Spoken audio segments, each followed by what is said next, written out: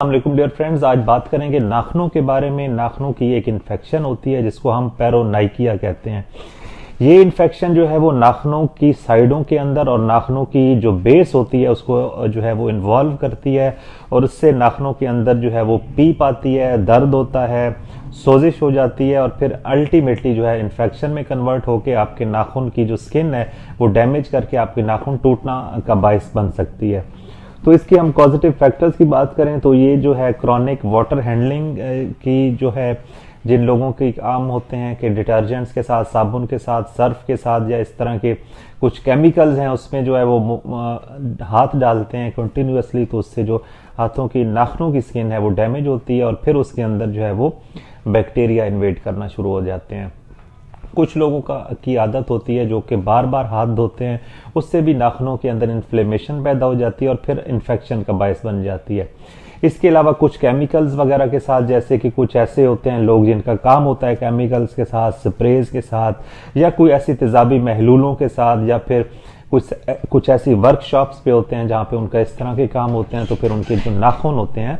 वो डैमेज होना शुरू हो जाते हैं। ये नाखून जब आपकी स्किन के इन्वॉल्व करते हैं आपकी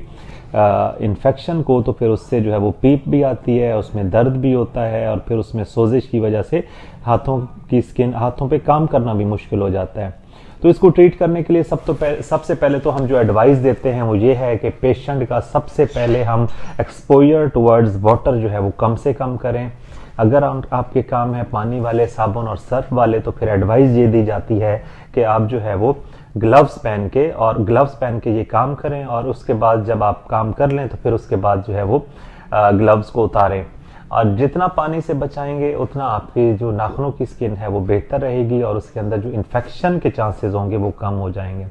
फिर इसके बाद एंटीबायोटिक कोर्स होता है, कुछ टॉपिकल एंटीबायोटिक क्रीम्स होती हैं जो कि नाखूनों के ऊपर लगाई जाती हैं। उससे जो इन्फ्लेमेशन होती है, पीप होती है, नाखूनों के अंदर दर्द होता है, वो कवर अप हो जाता है। उसके बाद जो है सबसे बेहतर ये होता है कि हम पेशेंट को असेस करके अगर उसके अंदर बैक्टीरियल के साथ फंगल एलिमेंट भी इन्वॉल्व हो गया है तो फिर एक एंटी फंगल मेडिसिन का कोर्स होता है, वो तकरीबन 2.5 से 3 माह का कोर्स होता है, वो भी साथ कराया जाता है ताकि नाखूनों के अंदर बैक्टीरियल के साथ जो फंगस आ गई है तो वो भी कवर अप हो जाए।